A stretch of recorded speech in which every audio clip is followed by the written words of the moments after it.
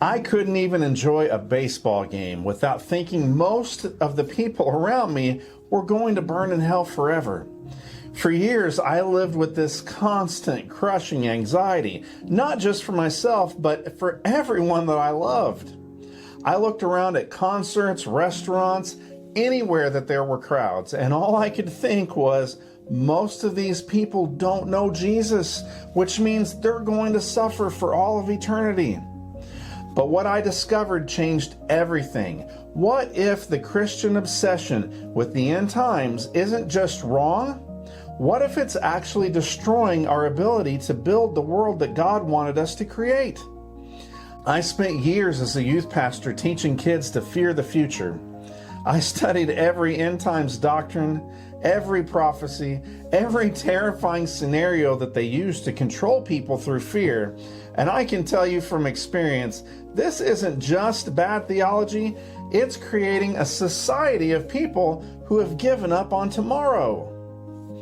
In this video, I'm going to show you how end times obsession is causing real societal harm right now, and why the better safe than sorry approach is actually the most dangerous, and what becomes possible when Christians stop waiting for an escape and start building now for the future. Plus, I'll show you what "don't conform to this world" actually means, and it's not what you think. Let me paint you a picture of what it's like to live with end times anxiety. I remember taking my kids to a 4th of July fireworks show. It was a beautiful night, families everywhere, kids laughing and running around with sparklers, and instead of enjoying this perfect moment with my children, all I could think about was how many of these families didn't know Jesus. I started doing the math in my head. There's probably about 500 people here, and if only 10% are really saved, that means that 450 people are going to hell. I couldn't stop myself. Every person I looked at became a tragedy in my mind. My kids are asking me to buy them cotton candy, and I'm here having an existential crisis about eternal damnation. That wasn't living, that was psychological torture. And here's what nobody talks about. This fear doesn't make you more loving or more evangelistic. It makes you paralyzed because the task is so overwhelming. You end up doing nothing. You can't save 450 people at a fireworks show, so you just sit there drowning in guilt and anxiety. But that personal torment was nothing compared to what I discovered about how this thinking affects our entire society. That anxiety was destroying me personally, but it wasn't until I started looking at the bigger picture that I realized we're not just hurting ourselves, we're sabotaging the future of humanity itself. Here's what absolutely blows my mind. Christians represent about 2.4 billion people on this planet. That's nearly 1/3 of the human race. Now imagine if all that energy, all that passion, all those resources that are currently being spent on preparing for the end times were redirected towards building a better world right now. We're talking about trillions of dollars, millions of volunteer hours, and the most motivated people on earth. But instead of using that power to solve homelessness, end hunger, cure diseases, or build sustainable communities, we're what? Building bunkers? Stockpiling supplies? Debating the timing of the rapture? Let me give you some concrete examples of what we're missing. Climate change? According to Pew Research, 39% of Christians believe Christ will return by 2050. If you think Jesus is coming back in 25 years, why would you invest in long-term environmental solutions? Why switch to renewable energy? Why change your lifestyle at all? I mean, God's going to destroy this world anyways and give us a new one, right? How about global poverty? There are 735 million people living in extreme poverty right now. Not in some future tribulation, but right now, today. But if you believe that we're living in the last days and things are supposed to get worse before Jesus returns, well then why would you expect to actually solve poverty? You're supposed to manage it, not eliminate it. What about international relations? This is a huge one. Muslims make up 1.8 billion people. That's nearly 2 billion human beings that many Christians see as their enemies to be defeated or lost souls to be converted before the end times. But what if we saw them as neighbors to work with on shared problems? What could we possibly accomplish together? Or how about the mental health crisis? I mean, we have an entire generation of Christian kids growing up with end times anxiety. They're not planning for college. They're not thinking about their careers. They're not investing in relationships because they've been told that the world might end before they even turn 30. We're creating learned helplessness on a massive scale. But here's where it gets really tragic. The atheist allies that we're rejecting, you know who's actually working to make the world better right now? A lot of atheists. They don't believe in an afterlife, so this world is all they've got. They're the ones pushing for medical research, environmental protection, social justice, and human rights. They're not waiting for divine intervention, they're intervening. But instead of seeing them as allies in building a better world, many Christians see them as enemies to be feared. We're literally rejecting partnerships with good people who share our supposed values just because they don't share our beliefs about God. Think about this. An atheist who spends their life fighting hunger is doing more to reflect God's character than a Christian who's too busy watching for signs of the end times to feed a hungry person right in front of them. Now I know what some of you are thinking, but what if you're wrong, Steve?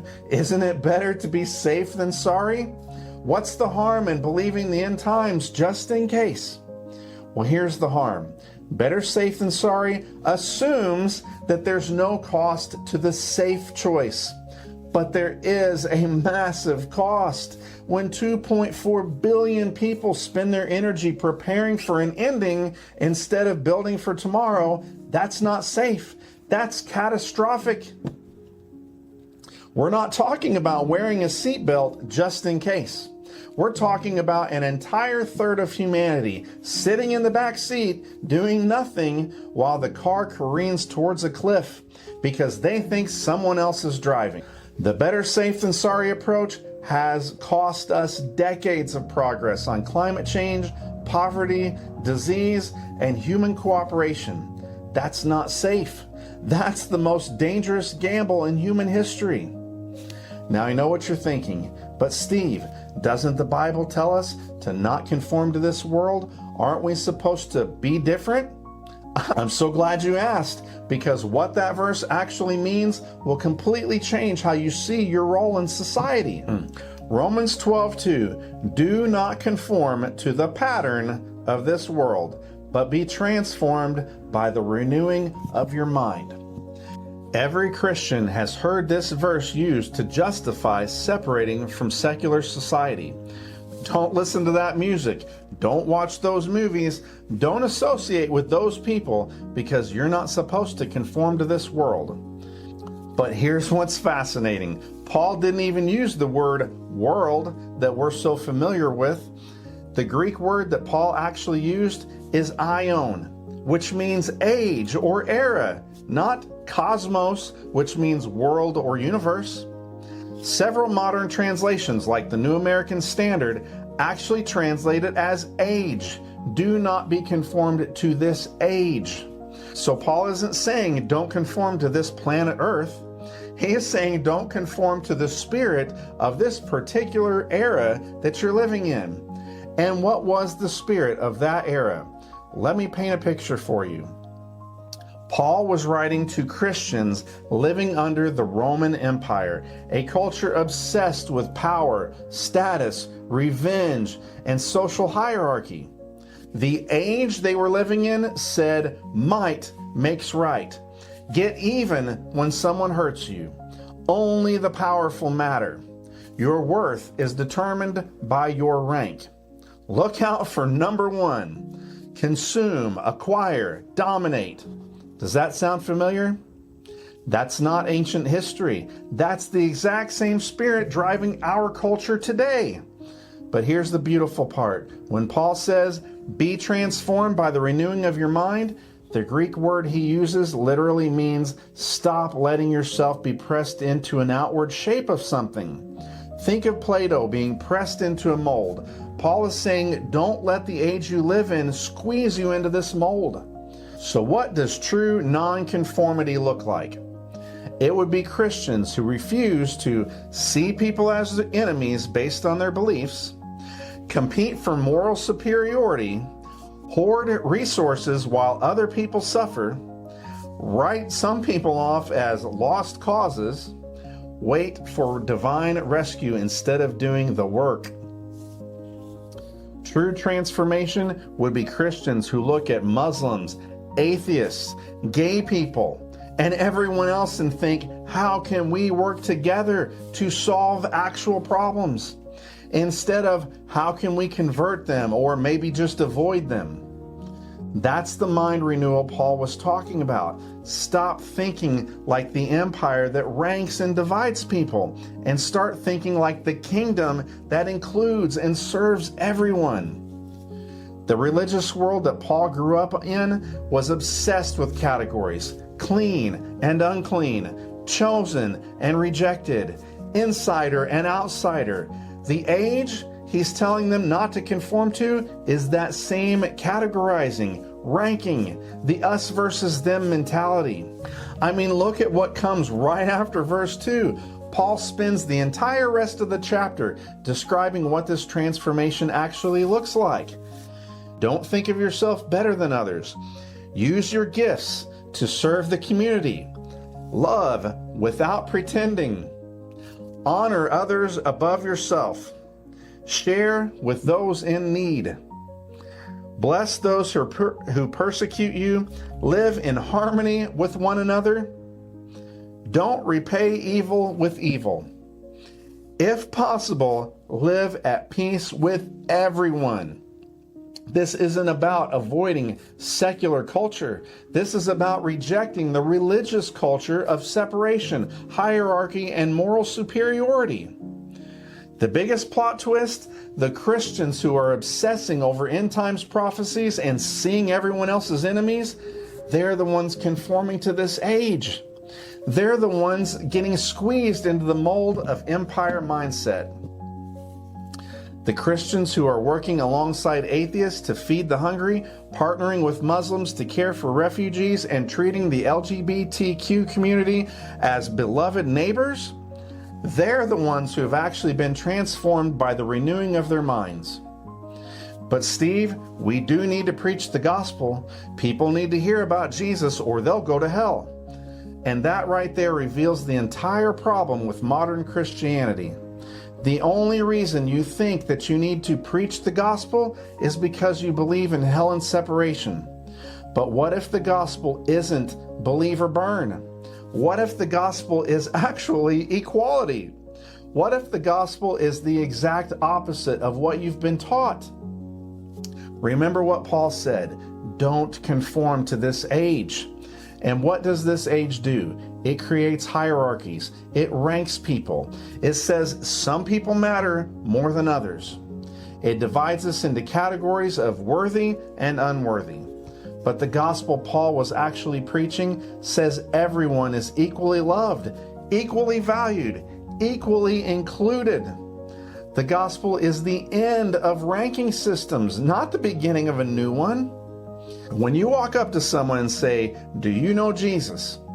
you're not preaching equality. You're preaching hierarchy. You're saying, I have something that you don't have. I'm in a category that you're not in. I'm saved and you might not be. But when you simply love people, serve people, and help people without any agenda, that's actually the gospel. That's the message that everyone matters, everyone is valuable, and everyone is worth your time and care. Paul said, we wrestle not against flesh and blood, but against principalities and powers. Most Christians think that that means that we're fighting literal demons floating around in the air somewhere. But what if the principalities and powers are evil mindsets and systems? What if the spiritual warfare that we're supposed to be engaged in is an actual mindset that creates enemies out of neighbors? What if we're supposed to be fighting against the system that says some people deserve help and others don't? Traditional Christianity has become the very principality and power that Paul was warning us about. It's a system that creates division, hierarchy, and exclusion, the exact opposite of what Jesus modeled. The real enemy isn't the atheist asking hard questions. It's the mindset that makes you see the atheist as an enemy. The real enemy isn't the Muslim living next door. It's the system that taught you to fear Muslims instead of befriend them. Jesus said, "The last shall be first, and the first shall be last." Most Christians hear that and think that it's about rewards in heaven, like God's keeping score and someday the rankings will flip. But what if Jesus was talking about right now? The people who are frantically trying to please God, trying to get the best seat at the table, trying to prove how spiritual and biblical they are. They're missing the entire point. Their motivation makes them last because they're still thinking in terms of ranking and competition.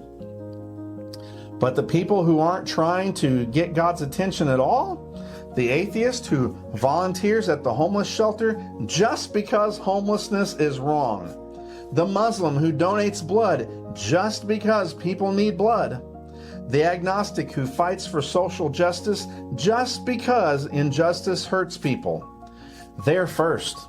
Because they actually live out of love instead of an agenda. Jesus is saying, stop trying to impress me and start trying to be a great person. Stop simply worrying about getting the best seat at the table and start giving your seat to someone else, especially someone you think doesn't deserve it. What the gospel actually looks like. You want to preach the gospel? Here's how. See the Muslim as your neighbor to partner with, not your evangelism project to convert. See the atheist as your ally in making the world better, not your enemy to defeat. See the LGBTQ person as someone to treasure exactly as they are, not someone who needs you to fix them. See the homeless person as someone worthy of help with no strings attached, not as an opportunity to share a tract. When you do that, when you treat everyone as equally valuable, equally worthy of love and respect, that's the gospel message in action.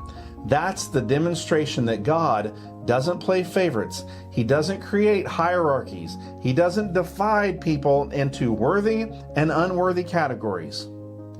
The gospel isn't some people get saved and others don't. The gospel is all people are equally treasured, and now we get to live like that's true. But here's what's beautiful about this. When Christian families finally understand what the gospel really is, equality instead of hierarchy, they discover that they're not alone in living it out. They've got allies that they never expected. Here's something that's going to sound revolutionary to a lot of Christians.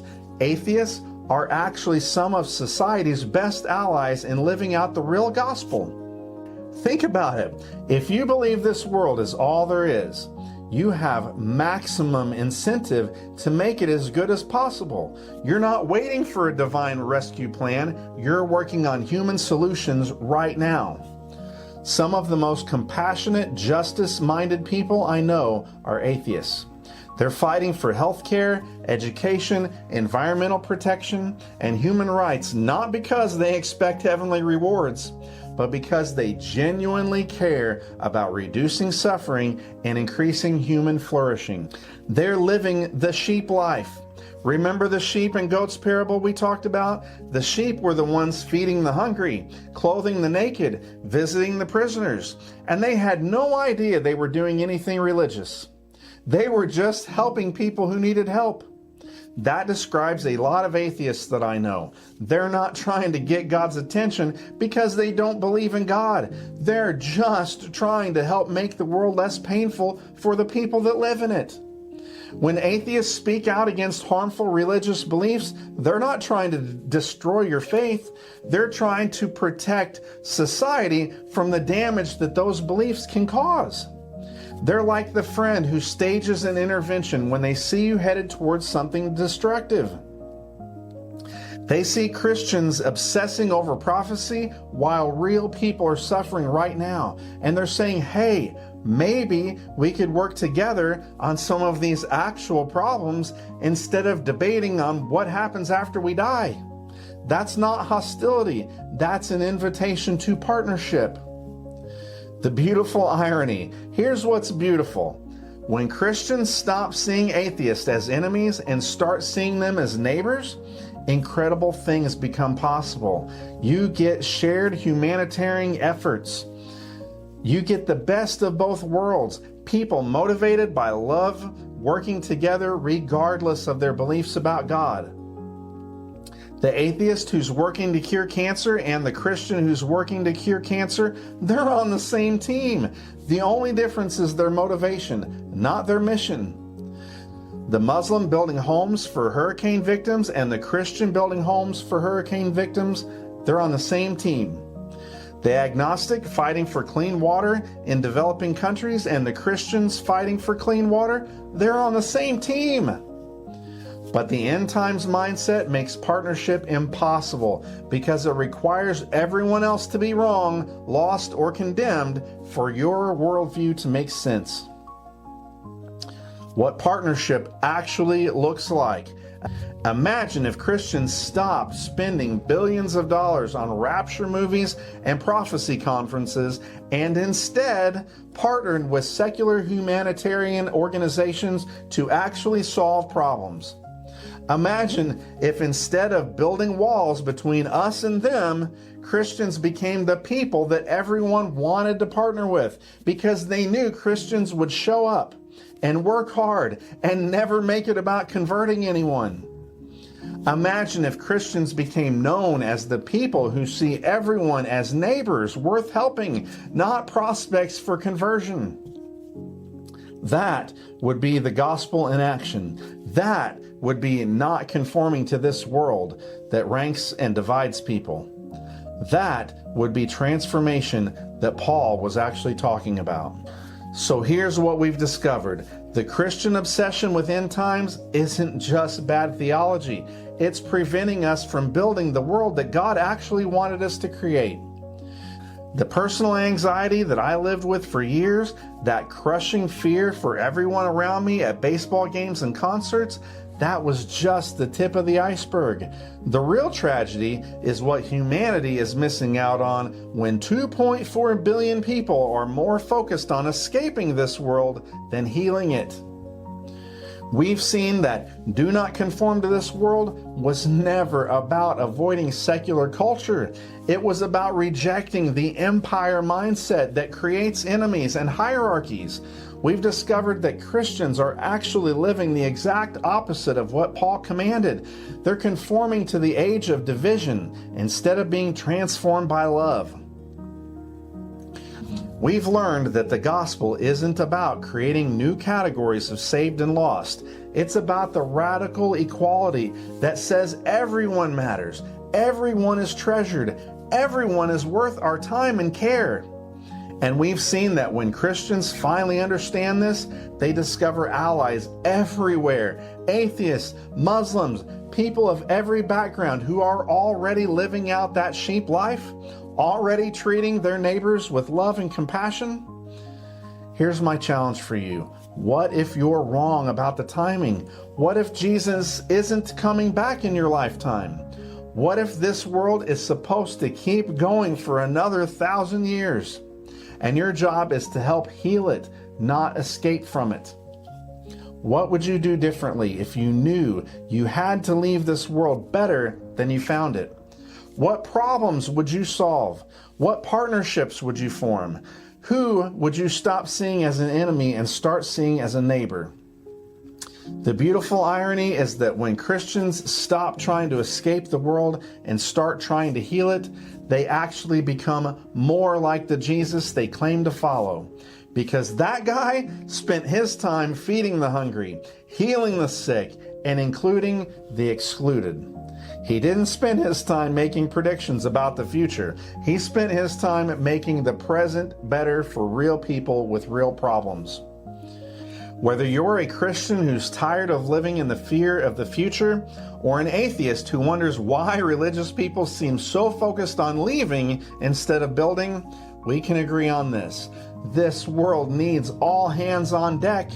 There's too much suffering to heal and too much beauty to create to waste any more time waiting for an ending that may never come. Let me know in the comments, if you knew the world was going to be here for another 100 years, what would you want to help build? What problems would you want to solve? Who would you want to partner with that you've been taught as the enemy? And if this message resonated with you, if you're ready to trade fear of the future for hope in what we could build together, share this with somebody who needs to hear it. Share it with a Christian who's exhausted from end times anxiety. Share it with an atheist who's tired of being seen as the enemy. Share it with anyone who believes that love is better than fear and partnership is better than division. Thank you for watching.